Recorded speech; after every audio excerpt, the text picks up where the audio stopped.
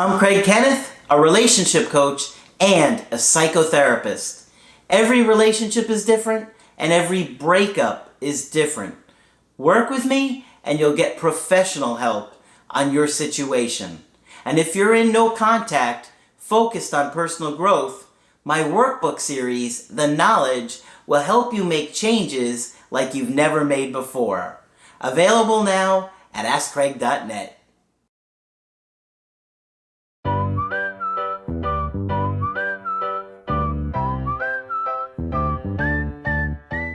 Hi there, I'm Coach Craig Kenneth. I'm Coach Margaret. And I'm Coach Victoria. And today we're going to be talking about what to do when your ex comes back.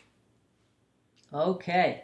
Well, Margaret has got a bunch of tips here that she came up with based on thinking about her own research and looking at breakups, right? Yes. So we got a whole list here.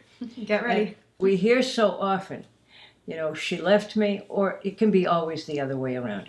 She left me and there's nothing I can do because you said I had to go no contact. What am I going to do? I want to fight for my relationship, but there isn't anything you can do except give her the space to think it over.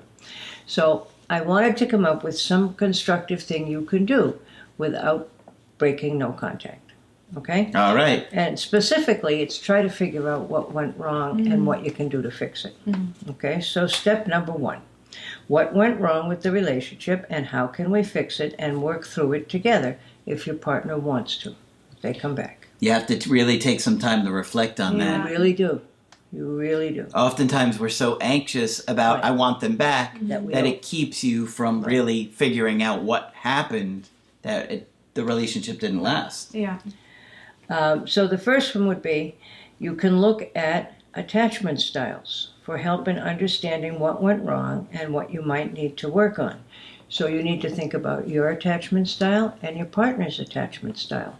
And Lord knows we know by now that there's directions on how to respond to various attachment styles. Because the most common one we see is an anxious avoidant combination. Sure. Okay? All right. So number 1, think about attachment styles.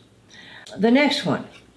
Did one of you want more space and autonomy than the other? Okay. And that's almost guaranteed. Yes. Right? Yep. And this will also be telling of the attachment styles. Right. And did one of you want more togetherness than the other? So who wanted more distance and space and who wanted more togetherness? Because that can end up a core issue, right? It really can. Yeah. And nobody teaches us this. No. No, absolutely not. Susan Johnson does the best, I think, to say it needs to be out on the table. How many hours of closeness do you need a week, and how many hours of space do you need? You might want to work on your hobby or do whatever you do. Yeah. Okay? All right. And this kind of ties into it. Did you have different love languages? Now, you'll remember our talking about the 5 love languages, which I'm going to repeat here. Okay. Okay? For instance, did one of you highly value long emotional conversations? Chances are that's not the guy. Okay? But it could be, you never know. So one of you liked long emotional conversations. Did one of you show love as acts of service? And there's a wonderful example, I think it's in Gottman, where people come to see him and she keeps saying he doesn't love her and he doesn't do anything to show it. And he says, but I mowed the lawn and I did the dishes. Okay? So that was his way of communicating how much he loved her. But she obviously preferred a long emotional conversation. And a lot of times I think we give our partner what we want. So if we want physical touch, we give them physical touch. Yeah. But that's not really what they want. Right. They may want quality time. Yeah. And so I think we kind of assume unconsciously that our partner wants the same thing as us. Right. And they very well may not. And that might be part of the reason we're attracted. Did one of you feel loved when given a thoughtful gift? Okay. Did one of you highly value words of affirmation? You're still handsome. I love the way you do business. You're going to tell people some very nice things about themselves. Those are very important for some people. You're anxious about this big project. Well, look how well you did on the other 3 big projects you had. Okay? Words of affirmation. Did one of you feel most loved around physical touch, like you just said, Craig? Yeah. And that's important for everybody, but sometimes that's how people communicate. That's their love language. And I see what you're saying. Whatever our love language is, it's probably unconsciously what we think the other person's is, and it may be totally different. Yeah. Yeah. But I always like the poor guy who did all this stuff around the house and she didn't understand it, said he loved her. No. And you don't notice it until you think about it. Right. So you might look back and think, wow, now I see all the ways that I've been loved by my partner Yeah. and the way that they Right. receive love Yeah. that I've never noticed. Another big thing you need to think about is how did your families of origin interact with you and your partner? Okay, because that can be a huge problem. Sometimes families of origin are not happy with a partner. Sometimes they're upfront about that, sometimes they're not. But it's very important in thinking about what you might want to do if you got back together. Look closely at that issue. All right? Okay.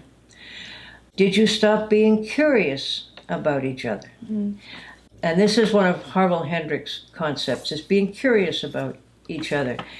And he said what you hope is that your partner will end up to be fascinating to you over the rest of your life after you get together. Everybody has aspects that we don't get to know right away. And sometimes it's a very pleasant surprise when you discover something else about your partner that you didn't know. And I've heard people say, well, I know him totally, I know everything. No, you don't, ever, about anybody.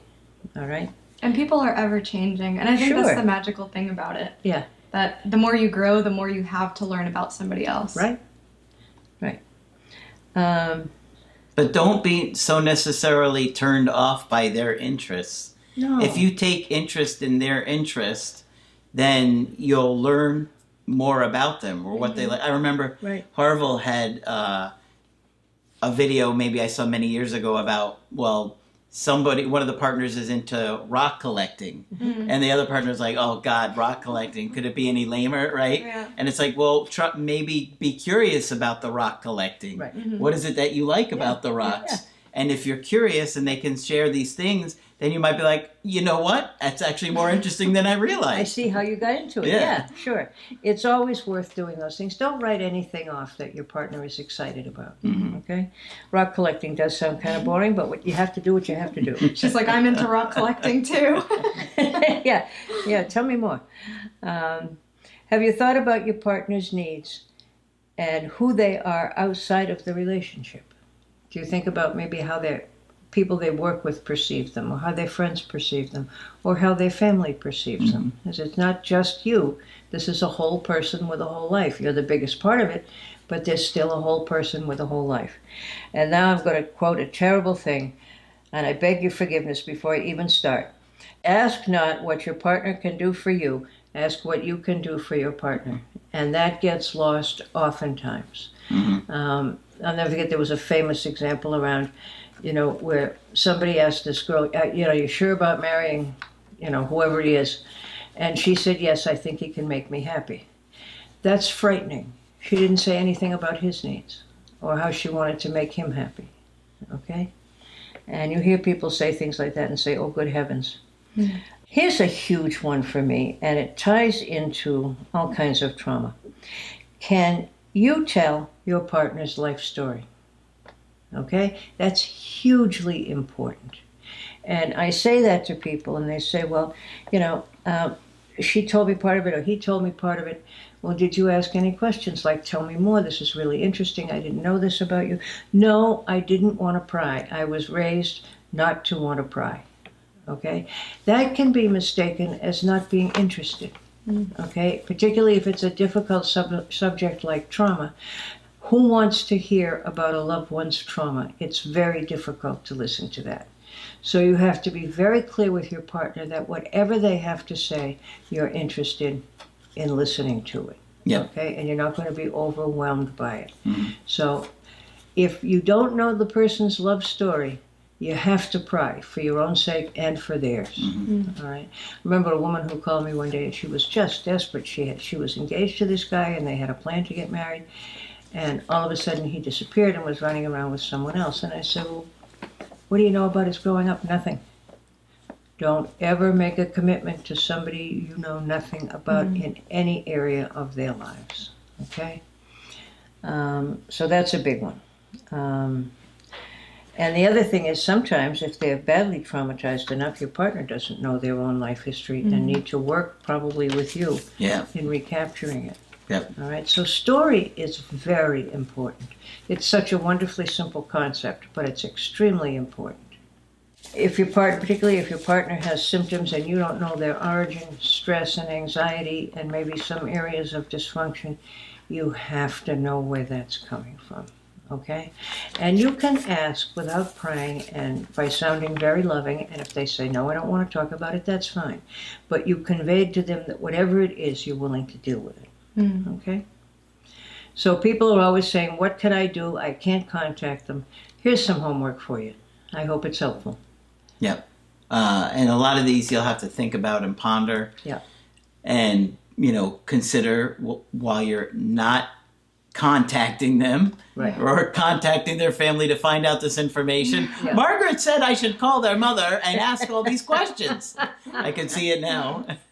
I don't know what's wrong with her, but it isn't my fault. But these are definitely things that you want to look at when you're dating anybody, whether they come back or you date new people in the future. Right, because you'll learn a whole lot about your needs. Yeah. So there's a lot of things you can do in no contact to work on things and work on becoming a better partner. Yeah. And you got to do it, because if they come back and you're the same way that you were and the problems come up the same way that they did, they're likely going to say, you know what, we're just not working. Yeah. Right. And also knowing your own story can be helpful. Absolutely. A lot of times when you have your own trauma, you might have been taught that these secretive things that happen in families aren't to be talked about at all. Right. So that can prevent you from getting the help that you need and also prevent you from talking with your partner about Absolutely. these things. I'm glad you brought that up. And that's a huge assignment that we have in the Creative Healing course. Mm-hmm. It's a 40-page PDF, right? Broken into 4 sections. Yeah. So you do a little bit of time throughout the course on your own life story to work through your own issues. And you did that with Coach Margaret. We put that together. Right. And right now, I read the literature a whole lot in looking for these things to talk about. There's almost universal agreement among people who never agreed on anything that telling your own life story is a huge deal. And a major part of healing. Yep.